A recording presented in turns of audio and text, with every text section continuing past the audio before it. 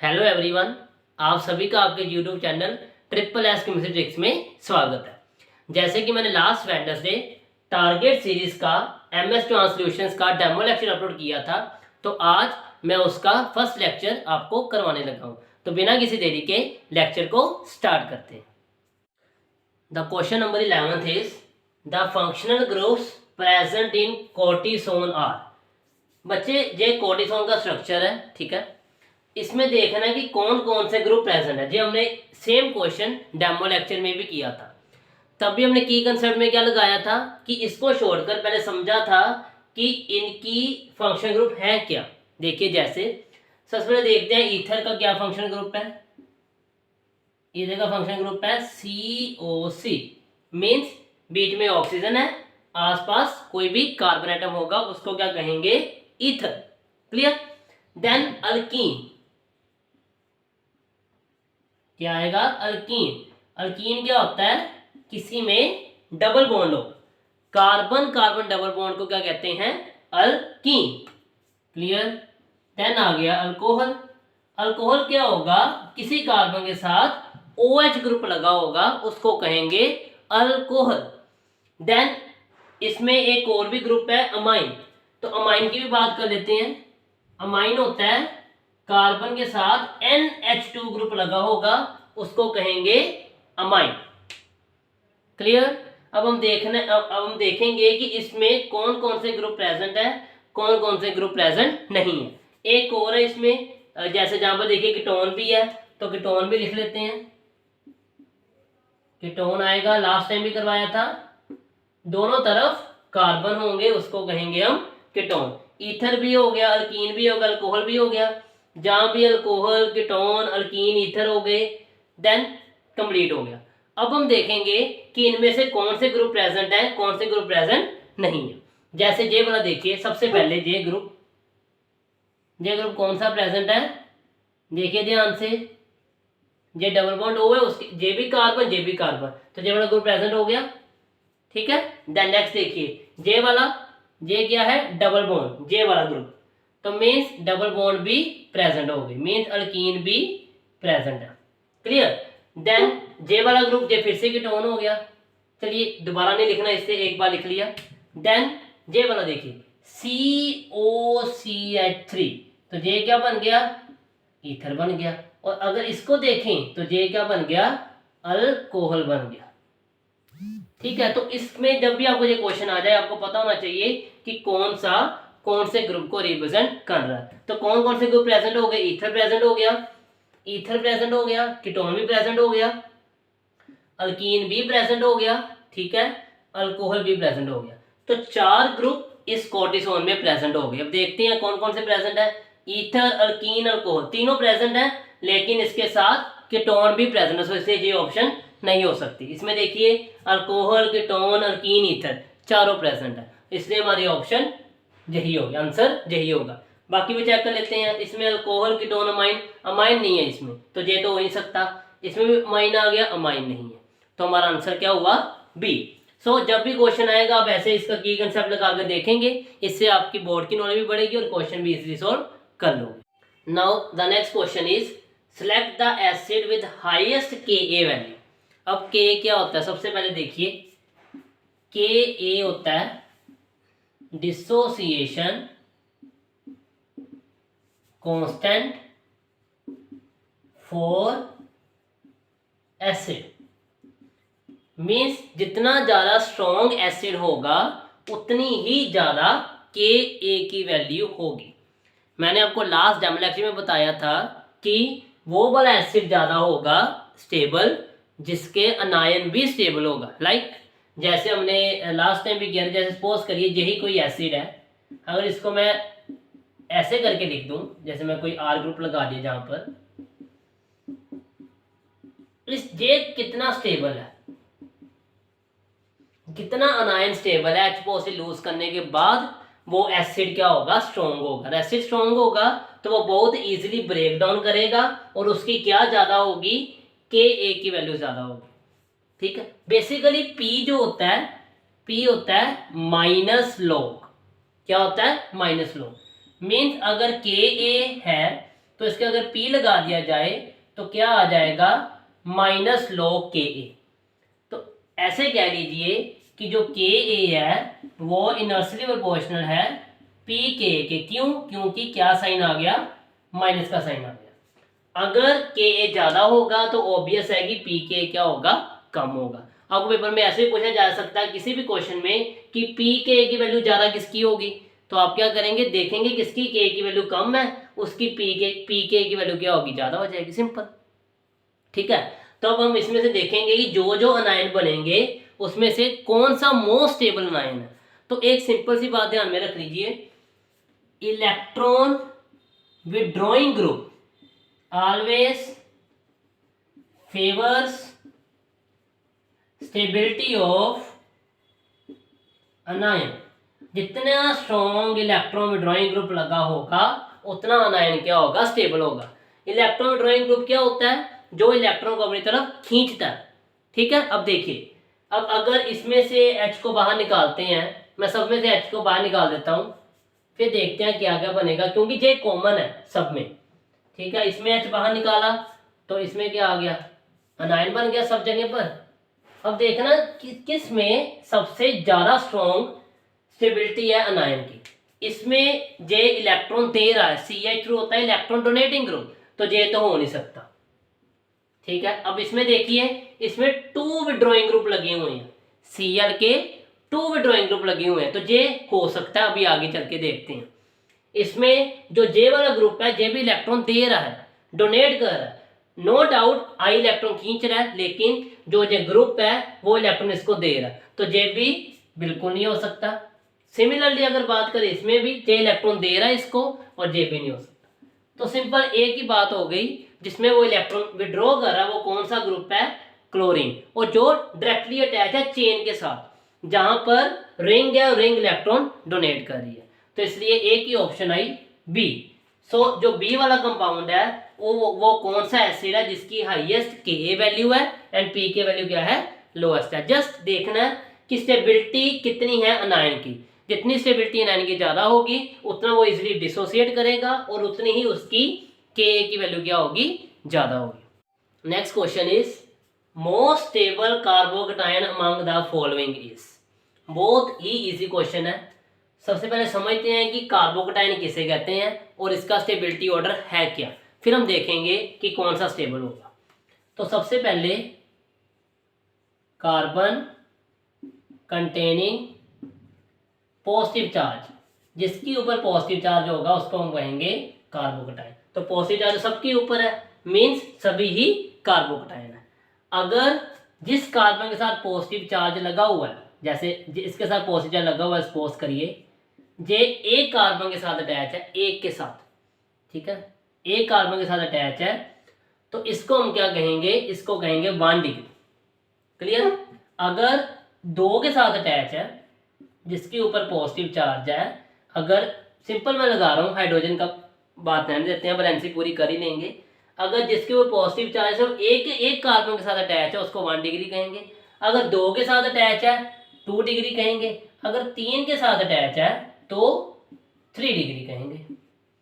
Clear? अब जो carbon group होता है, ध्यान में रखें बच्चे इसको, कार्बन ग्रुप कौन सा ग्रुप होता है, इलेक्ट्रॉन डोनेटिंग ग्रुप, जो हेल्प करता है, ठीक है, हेल्प करता है। तो सर फिर इसमें से कौन सा ज्यादा स्टेबल होगा, ऑब्वियस है जो डोनेट करेगा, जो डोनेट ज्यादा से ज्यादा डोनेट करेगा वो ज्यादा से ज्यादा इसको स्टेबल कर देगा।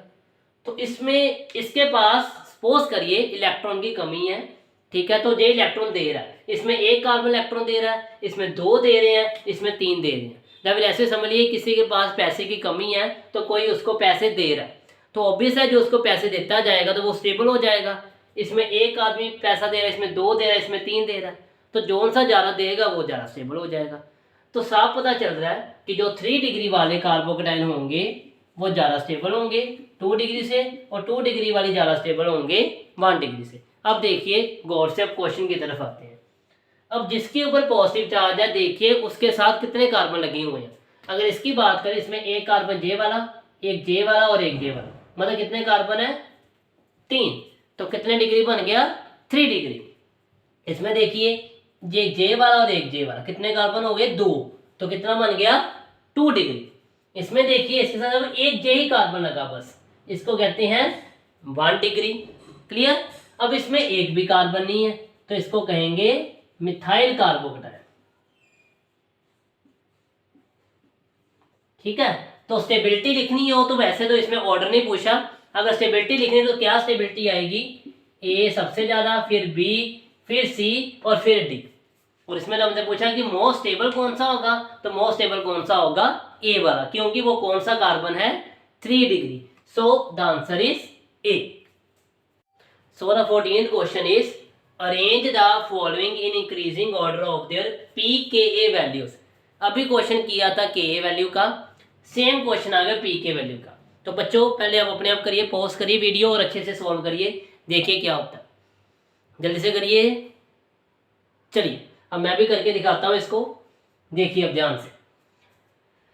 अब अरेंज करना है इनको pK वैल्यू में। सबसे पहले हम Ka वैल्यू में करेंगे। अभी Ka वैल्यू का समझाया मैंने आपको, क्या है Ka वैल्यू, कि कितना कोई इजीली H पॉजिटिव लूज करने के बाद स्टेबल रहेगा। जितना स्टेबल रहेगा उतनी उसकी क्या ज्यादा होगी, Ka वैल्यू ज्यादा होगी। तो अब ध्यान से देखना, तो मैं जहां पर लिख दूंगा एक सिंपल सी बात, मोर द Ka वैल्यू ने लास्ट क्वेश्चन में देखिए, फर्स्ट क्वेश्चन आई थिंक था, K value less will be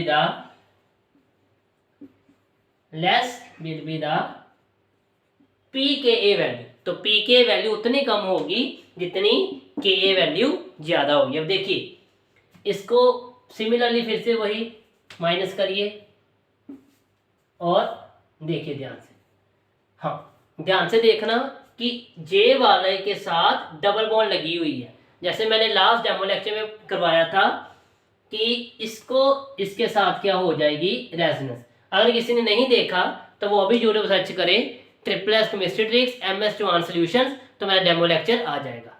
ठीक है, तो वो जरूर देख लें, उससे आपको ये लेक्चर समझने में आसानी हो जाएगी। तो रेजोनेंस हो गई, जैसे मैंने डेमो लेक्चर में बताया था, जहां पर भी रेजोनेंस हो गई और जहां पर रेजोनेंस नहीं हुई ये तो डोनेट करेगा। तो मींस अगर देखा जाए तो सबसे ज्यादा कम Ka वैल्यू किसकी होगी, Z की, क्योंकि ये सबसे ज्यादा अनस्टेबल है। ये इलेक्ट्रॉन डोनेट कर रहा है तो इसकी इलेक्ट्रॉन डेंसिटी को इंक्रीज कर देगा, तो ये और ज्यादा अनस्टेबल हो जाएगा। जैसे देखिए किसी ने कोई बैग उठाया हुआ है, बैग में ऑलरेडी बुक्स है, तो बुक्स निकालने की बजाय और बुक्स उसमें डालनी शुरू कर दें, तो ऑब्वियस है कि जो आदमी है जिसने वो बैग पकड़ा हुआ है वो तो अनस्टेबल हो जाएगा। सिमिलरली इसके ऊपर नेगेटिव चार्ज है, जो इसको और नेगेटिव चार्ज दे रहा है, तो इसके ऊपर नेगेटिव चार्ज बढ़ जाएगा और जे क्या हो जाएगा, अनस्टेबल हो जाएगा। तो फिर जे H पॉजिटिव लूज नहीं करेगा। मीन सबसे ज्यादा Ka वैल्यू किसकी होगी, सबसे कम Ka वैल्यू किसकी होगी, Z की। तो मैं लिख दूंगा कि सबसे कम Ka वैल्यू होगी Z की। क्लियर। अब इन दोनों में देखना है, रेजोनेंस तो दोनों में हो रही है। अगर देखें इसमें 2 टाइम्स हो रही है, इसमें 1 टाइम हो रही है। किसमें ज्यादा रेजोनेंस हो रही है, इसमें ज्यादा रेजोनेंस हो रही है, इसमें कम रेजोनेंस हो रही है। जहां पर रेजोनेंस ज्यादा स्टेबिलिटी भी ज्यादा। क्लियर। तो अब किसमें ज्यादा रेजोनेंस है, इसमें ज्यादा रेजोनेंस है, तो जे इस सबसे ज्यादा एसिडिक होगा, जे उससे कम एसिडिक होगा। मींस ये ऑर्डर बन गया किसका, Ka का। सबसे कम एसिडिक कौन सा होगा, Z, फिर कौन सा होगा Y, फिर कौन सा होगा X। अब हमने क्या फाइंड करना है, हमने फाइंड करना है pKa वैल्यू। तो pK वैल्यू का रिजल्ट क्या होगा, रेसिप्रोकल। अगर Ka वैल्यू सबसे ज्यादा इनकी है तो pK वैल्यू का क्या रिजल्ट आएगा, ये आएगा। सबसे कम pK वैल्यू पहले लिखनी है क्योंकि कौन सा ऑर्डर है, इंक्रीजिंग। तो देख लीजिए ये किसके साथ मैच कर रहा है, ये मैच कर रहा है बी ऑप्शन के साथ। तो आंसर क्या आया, बी। सिंपल है कि एसिडिक ऑर्डर देखिए, जो ज्यादा एसिडिक है उसकी Ka वैल्यू ज्यादा होगी और pK वैल्यू कम होगी। So the answer is B. 15th question is which is the major product of the following reaction. कौन सा मेजर प्रोडक्ट होगा। सबसे पहले हम इसका समझेंगे मैकेनिज्म की, मैकेनिज्म क्या है, फिर हम देखेंगे क्वेश्चन कैसे चलेगा। ध्यान से देखिए कि इसमें क्या हो रहा है, पॉजिटिव चार्ज आ रहा है जो इलेक्ट्रॉन दे रहा है उसके ऊपर। मीन्स जे एक इलेक्ट्रॉन डोनेट करेगा, इसको मैं बताता हूँ, ध्यान से देखना, सिंपल सी बात करेंगे हम। देखिए जे है रिएक्शन, लेट्स सपोज करिए ये कोई ना कोई ग्रुप है, जे किसके साथ रिएक्ट करेगा, HCl के साथ रिएक्ट करेगा। ठीक है, तो जे रिएक्ट करेगा जहाँ पर और Cl निकल जाएगा बाहर। ध्यान से देखिए, यही हो रहा है इसमें भी। मैंने जे बताया, इसको मैं जहाँ पर अप्लाई करके दिखाऊंगा, बहुत ईजी है। देखिए, जे जहाँ पर करेगा और Cl क्या होगा, बाहर निकल जाएगा। तो देखिए क्या होगा, N के साथ 2 H तो लगे हुए थे, एक H और आ गया, तो N के ऊपर कौन सा चार्ज आ गया, पॉजिटिव चार्ज आ गया। साथ में Cl क्या हो गया, अटैच हो गया। ठीक है, तो मीन्स जे वाला ग्रुप बनेगा जब अटैक होगा। तो इसमें देखिए जे वाला ग्रुप कैसा सिमिलर लग रहा है, एक जे वाला और जे वाला, ये दोनों ही इस तरह के सिमिलर है। जे भी देखिए जहां पर भी N के साथ लगा, जहां भी N के साथ लगा, इन दोनों में ऐसा कुछ भी नहीं है, मतलब जे दोनों तो खत्म ही होंगे। केबीसी का क्वेश्चन 50-50 लेने की जरूरत नहीं है, जे खत्म। अब जे आ गया, ए और बी में देखना कैसे होगा। अब सबसे पहले देखेंगे कि लोन पेयर किसमें है, इन दोनों के पास, क्योंकि जहां पर लोन पेयर था ना, अब देखना जिसके पास लोन पेयर होगा वो अटैक करेगा। लोन पेयर देखिए, नाइट्रोजन है 1 2 3 बॉन्ड्स बनाई हुई है, मीन्स इसके ऊपर अभी भी एक लोन पेयर है। सिमिलरली इसने भी 1 2 3 बनाई, इसके ऊपर भी लोन पेयर। अब लोन पेयर दोनों के ऊपर आ गए, अब फिर कौन सा इसमें होगा। अब देखना है कि कौन सा लोन पेयर इजिली दे सकता है। देखिए पैसे सबके पास हैं, अब पैसे इजिली कौन दे सकता है। ठीक है, देखिए अब अगर देखा जाए, जो जे वाले लोन पेयर है, जे वाला लोन पेयर इसके साथ रेजोनेंस में है, जे वाला लोन पेयर इसके साथ रेजोनेंस में है, और जे वाला लोन पेयर किसी के साथ रेजोनेंस में नहीं है। मीन्स जो इसके ऊपर लोन पेयर है वो फ्रीली अवेलेबल नहीं है। देखने में लोन पेयर है, लेकिन इसके पास लोन पेयर खुद के लिए है ही नहीं। जैसे देखने में कुछ अमीर लगते हैं, लेकिन वो होते ही नहीं, देखने में लगते हैं। सिमिलरली लोन पेयर है, लेकिन वो है नहीं, क्योंकि वो रेजोनेंस में इन्वॉल्व हो गया। तो फिर कौन अटैक करेगा, ऑब्वियस है जे वाला अटैक करेगा, और H पर अटैक करेगा और Cl को बाहर निकाल देगा। अब देखिए कौन सी ऑप्शन बन रही है। अब जे वाला तो कर ही नहीं सकता, जे भी नहीं कर सकता, तो जे भी क्या हो गया, गलत हो गया। अब सिंपली आंसर क्या आ गया, बी।